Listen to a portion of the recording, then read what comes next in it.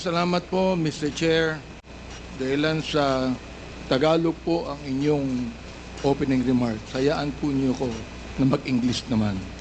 Sapagkat mayroong isang abogado dito, ininsulto ang isang member ng Quadcom na hindi raw marunong mag-English. Gusto ko pong sabihin sa abogadong yan na ako po ay marunong mag-English.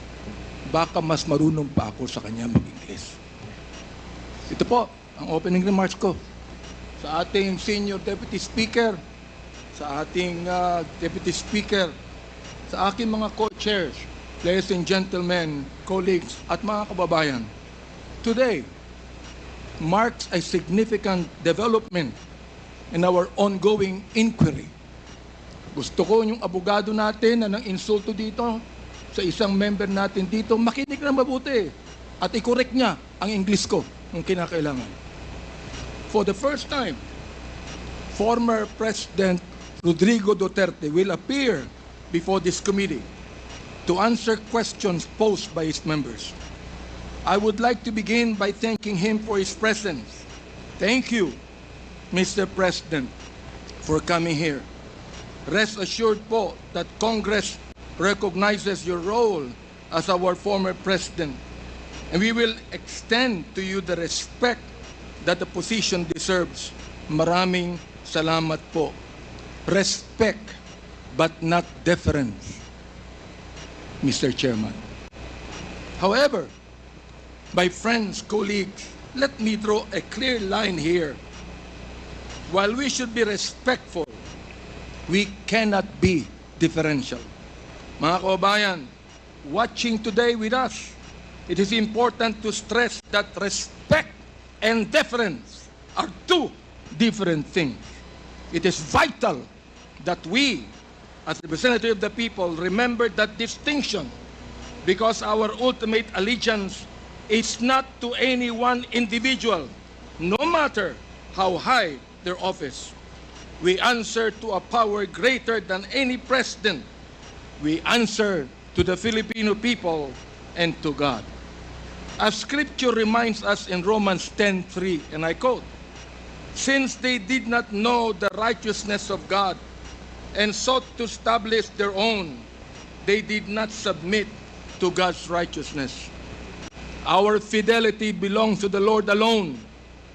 Our mission is to seek the truth, and we shall not be swayed from that path. As we have said time and time again, we have organized this inquiry with a solemn purpose to recommend avenues for justice to be served, seek accountability, and uncover the truth as we adhere to the rules of inquiry in aid of legislation. And inherent to this is our moral obligation to stop the vicious cycle of extrajudicial killings against our people who cannot defend themselves, to stop the blatant violations of our Constitution and our laws by scheming individuals and criminal syndicates, and to abate the social menace of illegal drugs. It is our sincere hope that the former president's presence here today will aid this objective, not hinder it. Today, we ask everyone here, including the former president, to speak openly and honestly, as this inquiry's goal is not to cast blame for its own sake, but to serve the cause of justice. Mr. Chairman, marahil po, hindi na ako nakikilala ng ating former president. Magpapakilala po muli ako. Mr. President, ako po si Bishop Benny Abante, ang Pangulo ng Bible Mode, Bible Believers League for Morality and Democracy, na mayroong 6,000 churches sa buong mundo. Kung naalala niyo, Mr. President, bago kayo tumakbo and you were still deciding to run, I was invited by a common friend to meet with you. And we did at the Fairmont Hotel in Makati. I hope that you would remember that. With me are two pastors, and we prayed together. I prayed for you, asking the Lord to give you the right decision to run for the presidency. I do not know you from Adam, Mr. President. But I believe in your cause. I believe in your plan. And because of this, Mr. President, I work hard to campaign for you. Many of the pastors of the Baptist community voted for you. Gusto ko pong marinig ito ng mga DDS trolls at DDS vloggers na tumitira sa amin at sinisira ang aking reputasyon. Gusto kong sabihin sa kanila, ilang boto ba ang ibinigay nyo kay former President? Ako po, Mr. President, libu-libong boto ang binigay namin sa inyo. Nagpasalamat ba kayo sa akin? Hindi. Nilapitan niyo po ba ako? Hindi. Mabuti pa, Senator Bongo, Mr. President, nagpunta sa aking simbahan at nagpasalamat sapagkat sinuportahan namin kayo at siya, Mr. President. Now, gusto kong sabihin po dito sa Quadcom na ito, ako ba'y lumapit sa inyo para humingi ng pabor? Hindi po. Ako ba'y lumapit sa inyo para magrekomenda ng justice, magrekomenda ng general, magrekomenda ng cabinet secretary? Hindi po. Hindi ako nagpunta ng Malacanang nung kayo nanunungkulan sa loob ng 6 na taon. Isang beses lang. Ako po ay nagsabi kay Senator Bongo, kung maaari na makapag-usap po tayo. Pumayag po siya.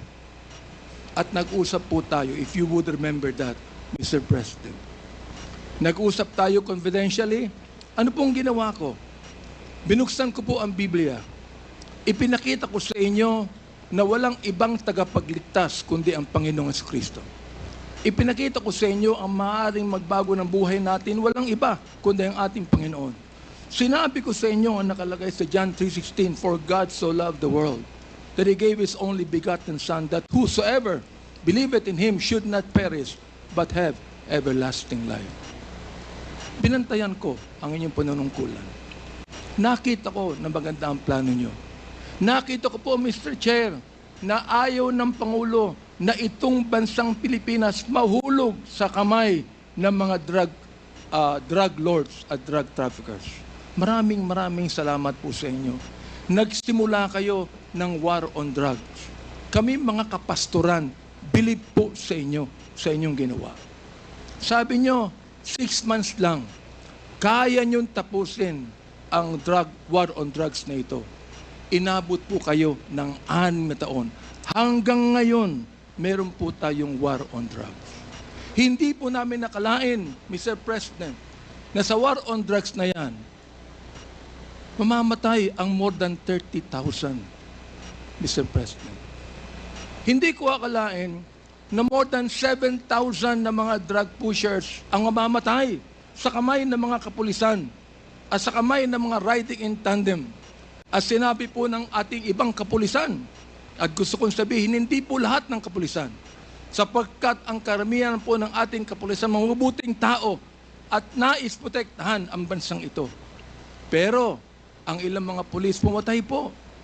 At dito nag-testify ang ilan na merong reward system na inyong itinanggi nung kayo ay nag-testify under oath doon sa Senado. Ngayon po, bilang bishop po ng Bible Mode, hindi ko akalain na kinakailangan pumatay tayo na more than 30,000 people para masugpo po ang drugs sa atin. Aba, Mr. Chair, talo pa natin ang Mexico. Sapagkat ng Mexico, nakita ko wala pang 10,000 namatay. Talo pa natin ng Colombia. Naging killing fields po ang Pilipinas nung panahon ninyo, nung kayo nanunungkulan. Naniniwala po kami na dapat hindi manatili ang drugs dito sa ating lipunan. Subalit, hindi po ako naniniwala na dapat tayong pumatay ng more than 30,000 people. Dahilan dito, pinatay si Kian Alejandro. Ano ang kasalanan niya? Pinatay ang isang 3-year-old na bata na nahagip ng stray bullet dahilan pumatay sa isang drug pusher. Pinatay ang 9-year-old na bata doon sa Caloocan, Mr. President, Mr. Chair, ang kanyang bala ay nandun pa sa kanyang katawan nung siya'y nilibing. Subalit anong sabi ng funeral service? Siya po'y namatay dahil sa pneumonia. Pinatay po ang isang driver ng tricycle driver sapagkat sinakay niya ang isang drug pusher. Yung drug pusher pinatay, pero yung driver ng tricycle pinatay din, Mr. President. Hindi niyo po alam to. Hindi niyo po alam to. Ngayon, meron pong isa dahil sa tokhang kumatok sa isang pintuan, hinanap ang isang taong nangangalampilo na isang drug pusher. Hindi nakita, pinatay, yung pinagtanungan, yung pilo, buhay pa, Mr. President, Mr. Chair, at naglalako pa, palagay ko, ng drugs ngayon. Hindi ko po maintindihan to. Hindi ko po maunawaan kung bakit ganon. Samantalang sinuportahan kayo ng maraming pastor ng Baptist community. Ang ilang mga kapastoran po nandito at ilang mga pastor namin nanonood ngayon at pinapakinggan ang aking tinig, Mr. Chair. Ako po ay binabas araw-araw ng mga bashers ng DDS troll, ng DDS bloggers. Minumura itong taong ito. Sinisira ang aking reputasyon. Minumura po ako ng katulad ng inyong pagmumura, Mr. President. Hindi ko akalain kung bakit gagawin nila yan. Ang tanong ko, ilang boto ba ang ibinigay ng mga DDS vloggers sa inyo? Gusto kong sabihin sa inyo, I can testify on this, na libu-libong boto ang nakuha nyo sa Baptist community at hindi ako humiling ng anumang pabor sa inyo, Mr. President. In fact, kung naalala nyo, Mr. President, sinabi ko kay Senator Bongo na nais kitang imbitahan sa aming selebrasyon ng National Baptist Day, Mr. President.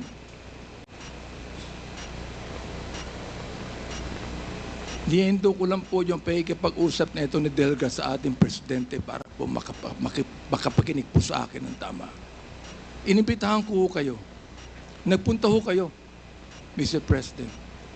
Doon po sa SMX, nakita nyo ang 7,000 na mga Baptist leaders na nakinig po sa inyo. Sa inyong speech, Mr. President. Oo.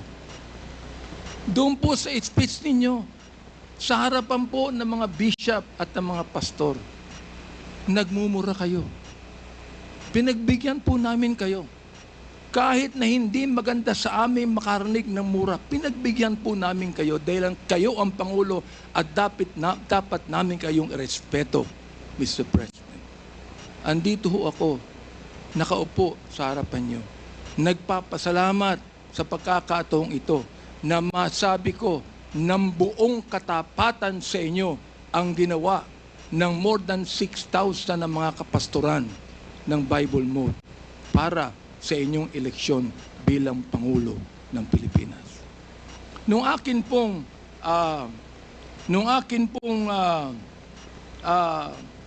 nag-file ako ng bill, Mr. President, yung pong tinatawag nating Republic Act 11897, an act declaring the second Thursday of January of every year as special working holiday to be known as National Baptist Day. Sinuportahan po ito ng lahat ng mga congressman. Sinuportahan po ito ng lahat ng mga senador. Okay. At nilagay po sa inyong opisina. Pinirmahan nyo ba ang bill na yan? Hindi po. Naging batas yan because it lapsed into law after 30 days. Pero, okay lang po sa amin yun. Okay lang po sa amin yun. Yun na lang siguro ang maaaring pasalamat ninyo, Mr. President, sa amin. Bilang pagboto namin sa inyo ng mga libo-libo mga Baptist leaders at Baptist members sa buong kapuluan. Hanggang ngayon, nirerespeto po kayo ng aming kapastoran. Hanggang ngayon, pati yung kapastoran po namin sa Mindanao, ginagalang kayo. Marami kami pastor sa Davao na ginagalang po kayo. Bakit po? Sapagkat kayo ay naging Pangulo ng Pilipinas. Ang kahilingan lang po namin dito, Mr. President, habang kayo po ay kinakausap namin ngayong umaga, ang kahilingan lang po namin dito ay sana po naman respetuhin po ninyo ang Quadcom hearing na ito sa pamamagitan ng hindi paggamit ng mga vulgar words, Mr. President. Sapagkat gusto kong sabihin sa inyo bilang warning na kapag kayo po ay nagmura sa Quadcom hearing na ito, I will make a point of order on you. Meron po akong batayan na batas sa tinatawag po nating disturbance of proceedings. Gusto kong basahin doon po sa Psalms 109, 17 to 18 and 28. Hindi ko alam kung naniniwala kayo sa Diyos. Hindi ko alam kung naniniwala kayo sa Biblia. Samantalang sa isang pagkakataon, tinawag niyo ang Diyos na stupid, Mr. President. Tinanggap po namin yan sapagkat kayo'y Pangulo. Oo. At nagpapasalamat ako. Hanggang ngayon po, buhay pa kayo. Kahit na po tinawag niyo ang Diyos na isang estupido, Diyos. Oo. Hindi ko alam kung katanggap-tanggap yan sa lahat na mga nakikinig sa akin ngayong umaga. Pero ito po, gusto kong basahin sa inyo bilang isa rin namang warning. Sa wikang Tagalog, babasahin ko. Sapagkat iniisip niya, ang manumpa, ang magsabi ng masama, kaya darating niyaon sa kanya, sapagkat hindi siya nalugod sa pagpapala, kaya't malayo yaon sa kanya. Dahil binihisan niya ang sarili niya ng pagsabi ng masama o pagsumpa na gaya ng kanyang sariling damit, yaoy papasok sa kanyang kalooban na gaya ng tubig at gaya ng langit sa kanyang mga buto. Hayaang sumumpa sila. Hayaang sila ay magmura. Ngunit magpala ka. Ang kahilingan po namin ngayon, Mr. President, sana po, imbis na mura ang marinig namin sa inyo, sana po, bigyan nyo kami ng pagpapala sa Quadcom na ito. Sapagkat hindi personalidad ang tinutukoy namin dito. Ang tinutukoy po natin ito, issue na kinakailangan po natin tuldukan sapagkat ito po'y kailangan ng ating bayan. Kapag sila'y bumangon, sila'y mapapahiya, ngunit ang iyong lingkod ay magagalak. Yan po ang sinabi sa Salmo, Mr. Chair, Mr. President. Salamat po sapagkat hinayaan niyo ako na magsabi sa inyo ng buong katapatan na walang halong anumang pagkukunwari, Mr. President. Ginagalong ko pa rin po kayo. Hindi po dahilan ay kayo, kundi dahilan sa minsan naging Pangulo kayo ng Pilipinas. Kaya nga po ang aking opening remarks is what? Respect, not deference. We are not here to give you obeisance. We are not here to give you obedience. We are not here to submit to you.